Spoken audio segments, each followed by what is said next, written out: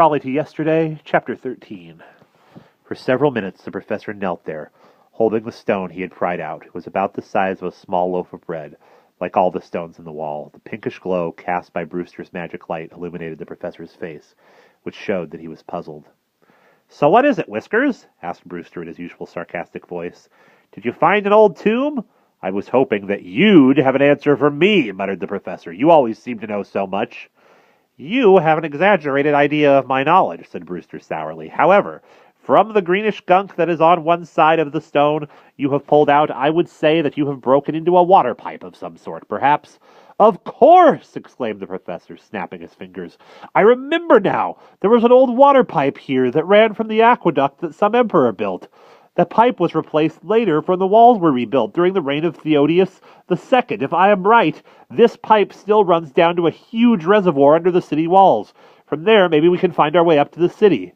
"Not bad for an elderly crank," said Brewster. "Shall I go first and provide a little light?" "Please do," said the professor. As the boys watched, the pinkish glow moved through the hole in the wall. "You!" exclaimed Brewster disgustedly. "It stinks in here. Are you sure you want to come in?" "We have to," said the professor.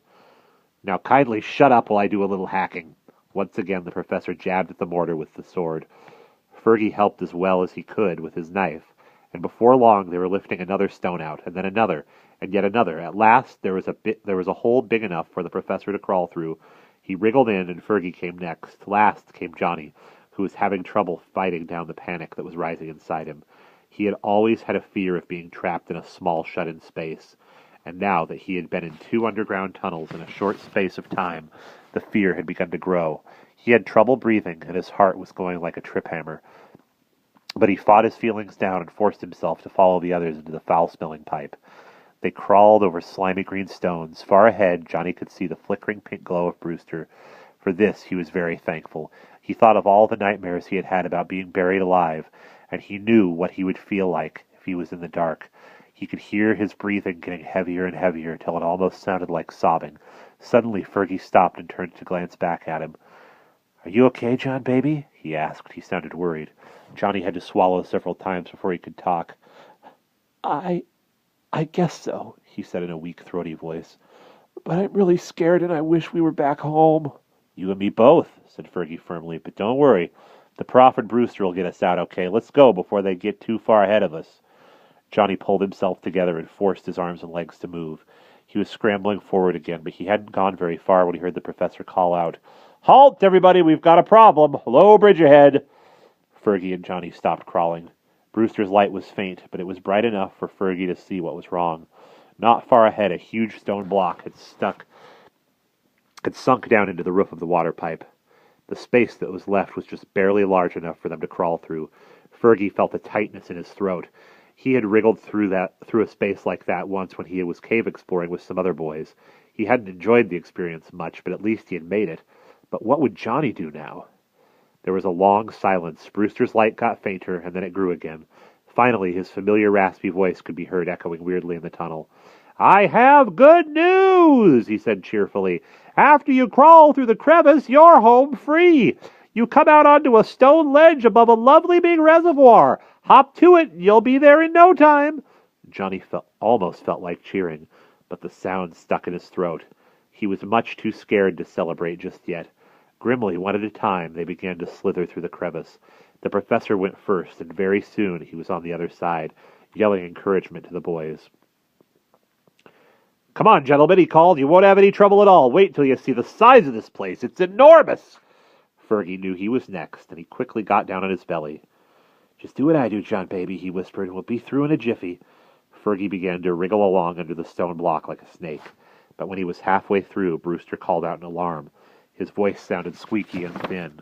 "I'm sorry," he said, "but I have to leave. I have been called back by the great god Toth, and so—" He never finished the sentence, and his voice faded to a far-off "Goodbye," that got fainter and fainter till it stopped. Brewster was gone, and they were in the dark. "Drat!" roared the professor. "Hang on, everybody, and I'll have a light for you presently." After a pause that seemed to last forever, the boys heard a whoosh sound, and there at the far end of the crevice, Fergie saw the professor holding his Nimrod pipe lighter in his hand. "Hi there," said the professor, grinning lopsidedly. "I'm Brewster's summer replacement. Not quite as old, perhaps, but twice as charming." Eagerly, Fergie scooted forward, and soon he was dropping down onto the stone ledge. Now it was Johnny's turn.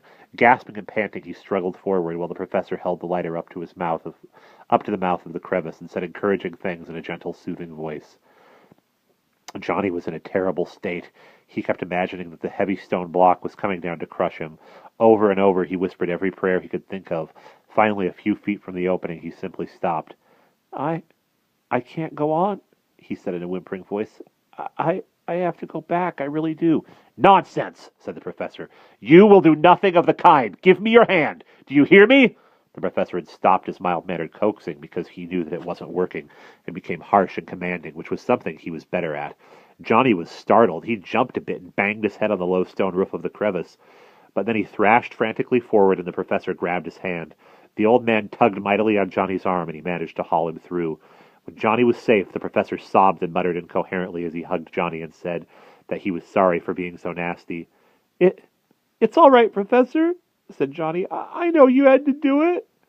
Johnny was feeling pretty weepy himself, and would have cried if Fergie hadn't been there. He hated to cry in front of Fergie, who was usually so controlled. "Well," said the professor as he let go of Johnny and turned around, "we are out of one mess, we may be in another. Isn't this something?"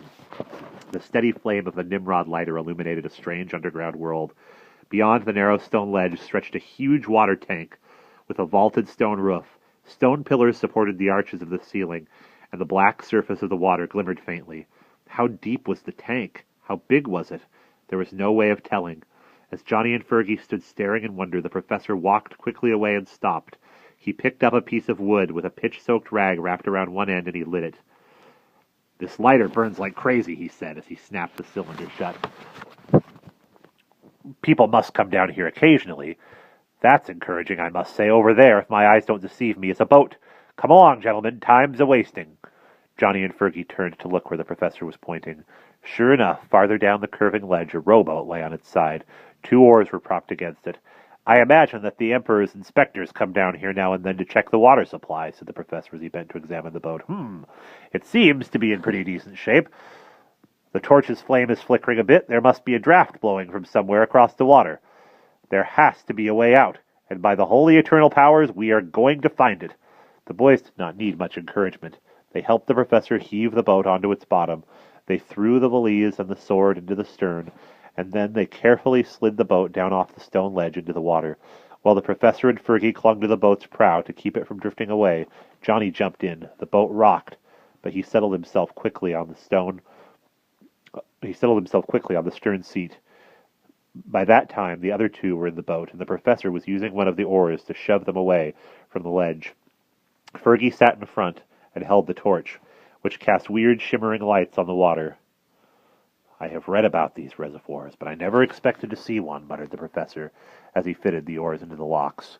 "We will row in the direction of the draft and see what happens. In spite of Brewster's disappearance, I think we are going to be all right." Bending his back, the professor started to row.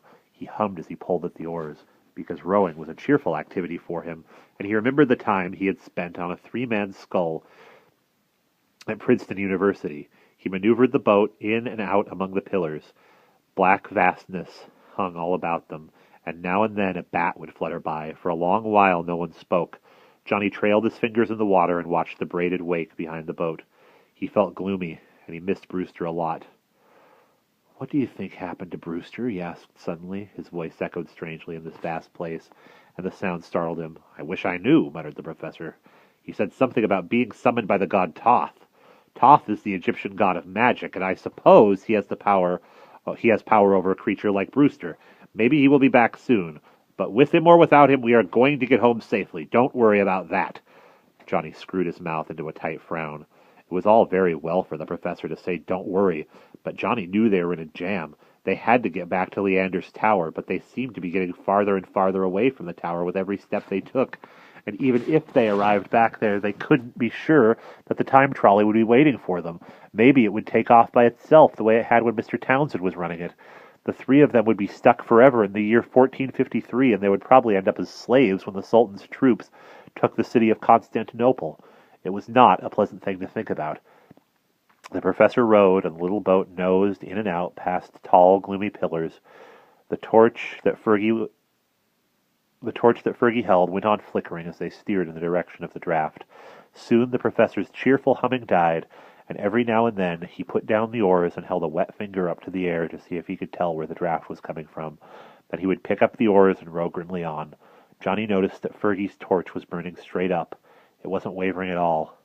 "Professor," he asked in a tiny, faltering voice, "how come the draft isn't blowing any more?" "I don't know," muttered the professor through clenched teeth. "There is something very odd going on in this place, but I don't know what—" The professor's voice died. Out of the darkness straight ahead of them a boat was drifting. It looked just like the one they were in, but it was empty, or was it? The boat moved closer, and now it was alongside them. Johnny, Fergie, and the professor looked. There were 3 bodies lying slumped in the other boat. The bodies looked like the 3 of them, pale and cold and dead. And that's the end of chapter 13.